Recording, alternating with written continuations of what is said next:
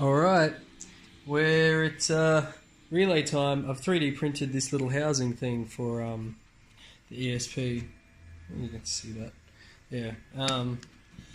Yeah, it's got this little slot that I've printed in there. So I can shot this in, and I can just screw through this plate. I'm really bad at camera angles. ESP will just sit in this housing, power plugs in there, boom. 8-channel relay.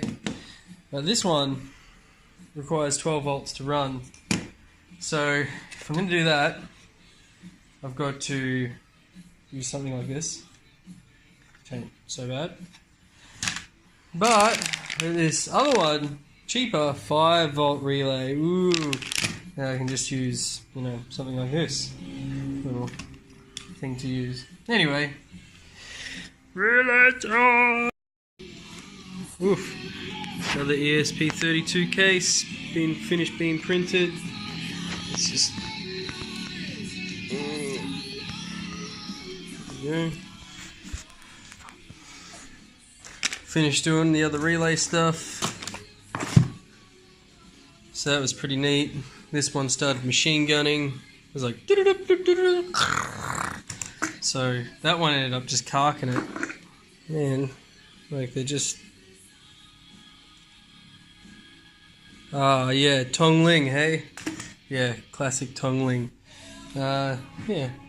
Anyway, now I've got to find a place to jam this dude. Maybe next time.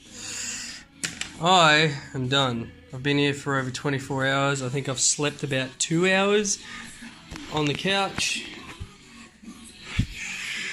And, I'm not tired. Just, I need mental clarity. I've also got uni tomorrow, so I can't really sit here all day, all night, until I die from some kind of exhaustion. But it's coming together. I've got some of the stuff in the room already. Yeah, ready to go into production with it. Almost